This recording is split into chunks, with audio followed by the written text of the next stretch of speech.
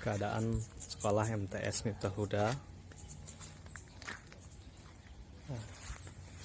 Ini lantai depan sudah turun sekitar 5 cm, jadi perlu dibangun ulang kembali, kira-kira menggunakan cakar ayam supaya kembali ke tempat asalnya.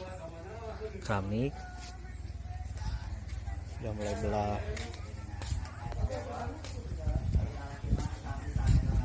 Kita lihat bagaimana ruangannya. Ini ruangan kelasnya, ditinggal selama 3 bulan COVID. Lantainya memuai, sehingga sebagian keramik terkelupas. Oke. Ini bagian kelas yang lain, atapnya ambruk.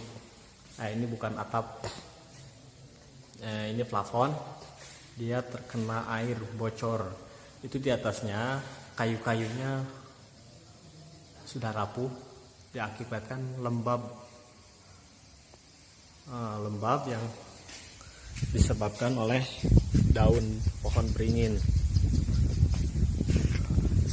sehingga ketika hujan ini bocor ya. Oke, lantainya. Kemudian saluran di depan, saluran depan juga ini harus diperbaiki.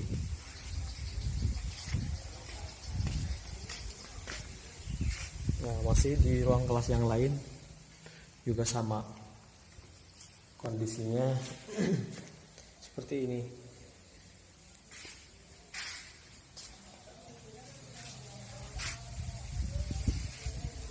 Nah, sedang di plafon yang lain, di kelas yang lain plafonnya juga sudah jatuh. Nah, dalam kelasnya seperti ini. Ini sudah, dalamnya udah kosong sepertinya. Ini bocor dari luar masuk, ini keluar air. Jadi di bagian belakang posisi tanah memang harus diperbaiki dan harus membuat saluran air. Nanti kita lihat di belakang seperti apa. Dan ini kondisi atapnya, kondisi plafon di ruang kelas lain seperti ini. Oke, kita lihat di kelas yang lain. Ya, ini kelas yang paling ujung. Ini semua atapnya sudah rubuh, plafonnya ya. Plafonnya sudah turun. Oke, di kelas ini pun sama. Jadi ketika hujan, ini keluar rembes dari bawah tanah, menyebabkan terjadi genangan air di dalam kelas. Ya, ini kondisi belakang kelas sekolah MTS Miftahul Huda. Posisinya ini tanah berada di atas seperti ini, kira-kira 2 meter. Ini disebabkan akibat longsoran kecil di belakangnya. Nah, sehingga saluran air itu tertutup. Nah, terjadilah genangan air seperti ini. Nah,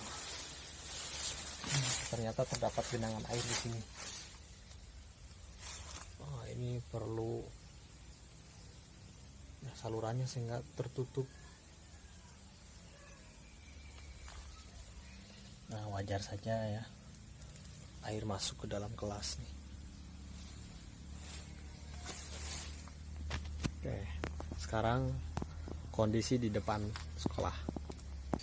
Ya, ini kondisi depan bangunan. Di depan sini terdapat tebing yang agak lumayan tinggi, diperkirakan 15 meter ke bawah. Kita lihat kondisinya seperti apa. Nah, ini lapang voli, digunakan untuk kegiatan olahraga siswa.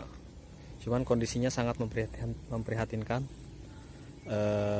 Lapangan ini digunakan sebagian orang untuk akses jalan menuju kandang ya, sehingga kita lihat nanti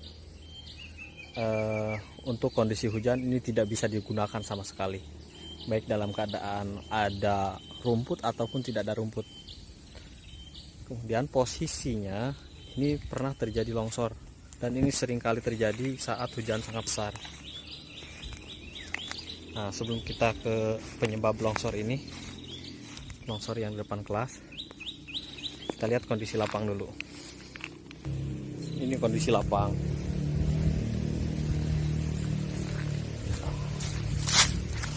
Tiang bendera dari bambu dengan alat sederhana dan seadanya.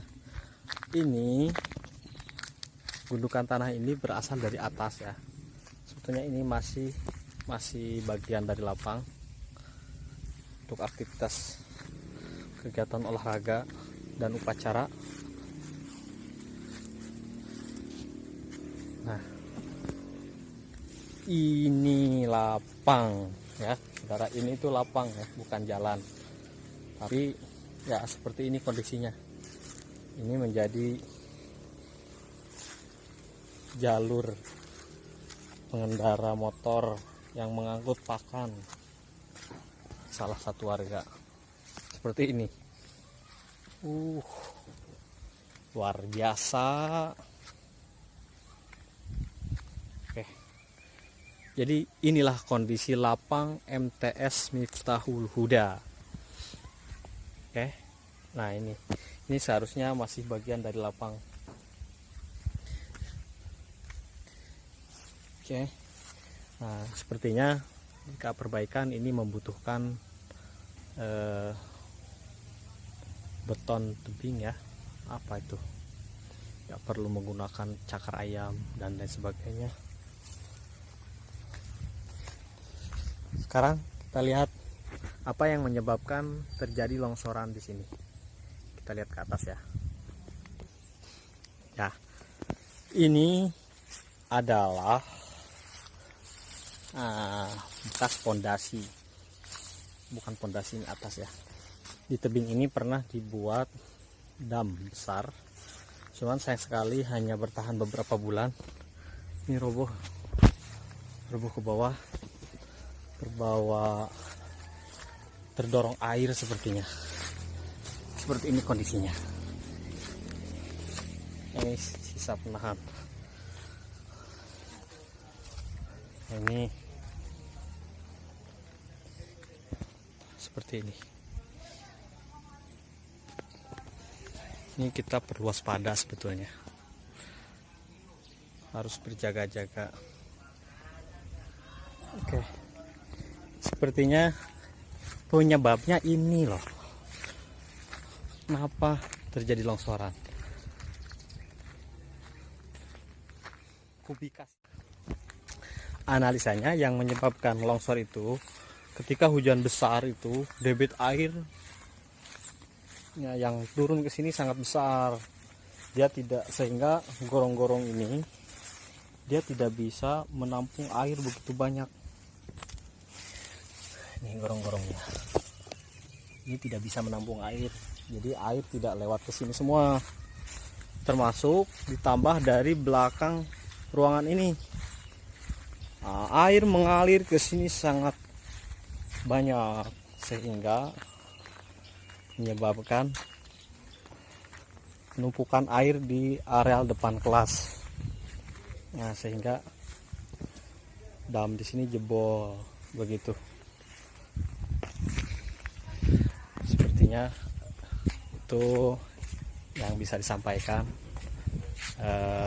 Semoga dengan dibuatnya video ini apa ya, mudah-mudahan dapat ada yang membantu untuk pembangunan atau renovasi ruang, juga yang lainnya, dan fasilitas-fasilitas lain. Assalamualaikum warahmatullahi wabarakatuh.